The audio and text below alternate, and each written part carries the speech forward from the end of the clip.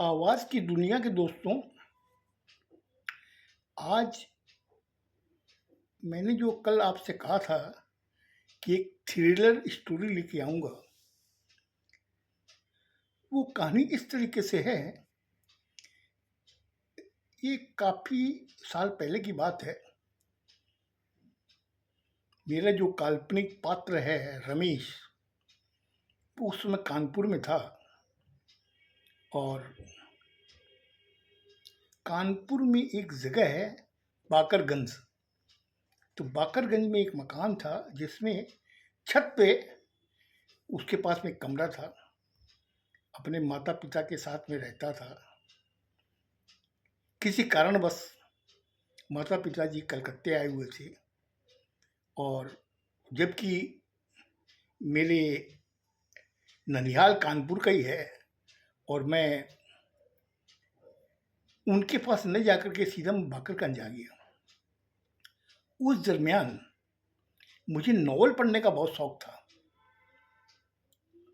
और ऐसा होता था कि एक-एक दिन में एक-एक नॉवल मैं ख़त्म कर देता था पढ़ कर के।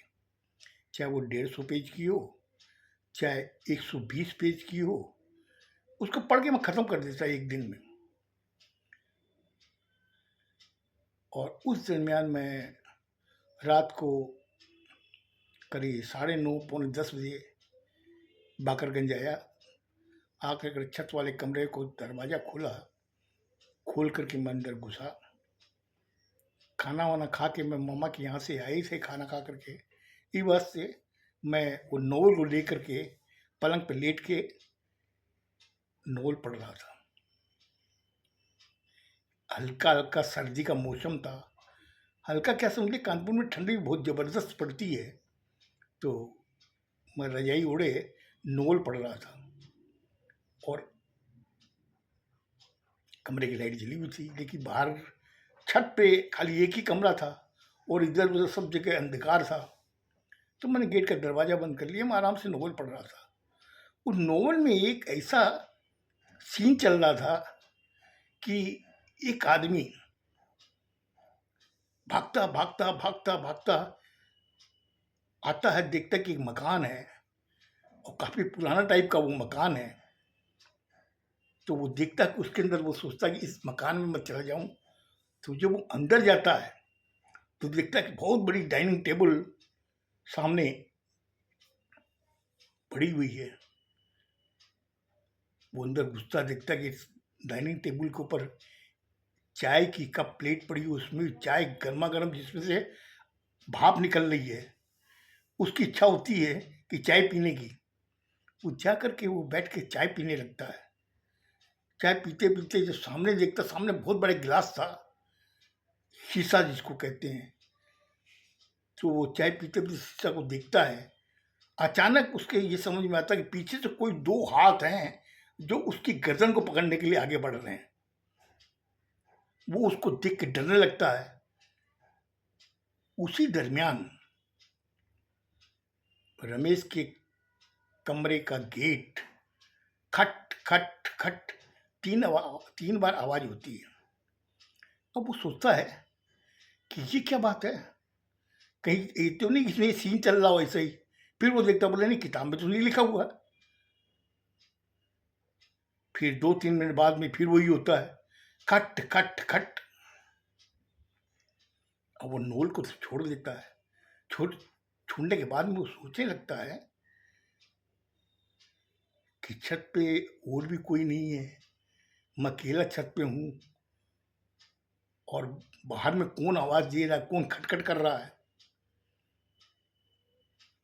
अब वो सोचता है, इतनी देर फिर खट, खट, खट की आवाज़ होती है। फिर वो परेशान होने लगता है। उजाड़े के अंदर उसको पसीने आने लगते हैं। फिर भी वो हिम्मत नहीं तोड़ता है। फिर वो बोलता है, अब की बार आवाज़ आने दो। फिर वो आवाज़ फिर आती है, खट, खट, खट। वो धीरे से आके गेट के पास में हल्का सा गेट की कुंडी उतार करके बाहर की तरफ देखता है कि बड़ी हवा चल रही है, लेकिन गेट पे तो कोई नहीं है। फिर पूरा गेट को खोल के बाहर जाके इधर-उधर देखता है, कोई उसको नज़र नहीं आता है। फिर वो जो बाउंड्री बनी होती है छत की, सब बाउंड्रियों के पीछे जाकर देखता है, उसे वहाँ कोई नज़र नहीं आता। फिर वो आकर बैठ जाता अपने कमरे में, बैठ करके अपना गेट का दरवाज़ा बंद कर लेता है, करके बैठा बैठा सोच रहा है कि छत पे भी कोई नहीं है, फिर ये खटखट की आवाज़ कहाँ से आ रही है। इन द मीन टाइम फिर आवाज़ होती है, खट खट खट। वो सोचता कि ये क्या हो रहा है मेरे साथ। फिर वो तो अब क्या, फिर आने दो आवाज़। देखता कि वो फिर आवाज़ आई, खट खट खट। फिर वो गेट खोलता है, खोल करके बाहर देखता है इधर उधर, फिर कोई नज़र नहीं आता है। फिर गेट बंद करके बैठ जाता है अपने पलंग के ऊपर। फिर वो सोचता कि आखिर ये आवाज़ आ कहाँ से रही है। यही सब सोच रहा था और ये नींद भी आ रही थी, लेकिन डर के मारे उसकी नींद भी उड़ गई। वो देखा कौन है यहाँ पर, अब मैं किसको बुलाऊं। फिर बोलता फिर आवाज़ आने दो। फिर 2-4 मिनट बाद में फिर वो आवाज़ आती है, खट खट खट। वो तुरंत खड़ा होकर के गेट खोलता है, देखता कोई नहीं, खाली हवा ही है, बस जोर जोर से हवा आ रही है। फिर बाहर निकलता है, फिर पूरी छत को चारों तरफ से घूम के देखता है, बाउंड्री के बैक साइड में देखता है कहीं कोई आदमी हो। और कमरे के ऊपर जो छत थी उसके चढ़ने को सीढ़ी नहीं थी, तो वो देखा कि ऊपर भी झांक के देखता है कैसे ही कोई दिखाई दे जाए, लेकिन उसको कोई नजर नहीं आता। वो अंदर आके बैठ जाता है। बैठने के बाद में गेट खुला रखता है और अंदर की जो लाइट जल रही है वैसे पलंग पे आके बैठ जाता है। देखते आप आवाज़ कौन करता है। मतलब मेरे समझ में नहीं आ रही थी कि ये मेरी शंका थी या मेरा डर था या मेरी हिम्मत थी, जो मैं गेट खोल करके मैं पलंग पे जाके बैठ गया। मेरे समझ में नहीं आ रहा। तब तक उसके बाद में कोई आवाज़ नहीं आई। फिर मैंने गेट बंद किया। गेट बंद करने के करीब 2-4 मिनटों के बाद में फिर आवाज़ आई, खट खट खट। फिर हड़बड़ा के उठ के मैंने तुरंत गेट खोला, देखा कोई नहीं है। मैंने कहा कहीं कुछ ना कुछ तो है।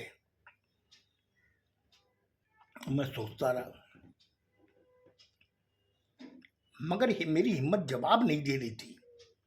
मुझे भी ये हो गया कि आखिर है कौन जो ये आवाज़ दे रहा, खटखट की आवाज़ जो कर रहा है कौन शख्स ऐसा। कभी कभी क्या होता है कि कुछ बिल्ली आ गई हो, कुत्ता आ गया हो। फिर मैं सोचा कि बिल्ली 3 छत पर कैसे आ सकती है नीचे से, कुत्ता भी नीचे से ऊपर कैसे आया। ये सब चीज मैं सोच रहा था। फिर मैं सोचा चलो गेट खुला रहने दो, बैठ के देखते हैं। तो मैं देखता हूँ गेट जो खुला रहता है तो कोई आवाज़ नहीं आती है। लाइट जली हुई थी, मैं गेट खोले बैठा रहा। करीब आधे घंटे बीत गए, लेकिन अंदर बाहर से कोई आवाज़ नहीं, गेट पे कोई आवाज़ नहीं थी, तो गेट खुला हुआ था। फिर मैं उठ के मैंने पानी पिया। और पानी पीने के बाद में मैं सोचा कि क्या करूं। ये असमंजस में था। फिर आके पलंग पे बैठा, बैठ के मैंने सोचा कि इसका कुछ ना कुछ तो निष्कर्ष निकालना पड़ेगा कि गेट बंद बंद करते ही आवाज़ क्यों आती है। मैं यही सोच रहा था। फिर बाहर मेरे कमरे के बाहर में ही मिला हुआ किचन था, किचन में गया।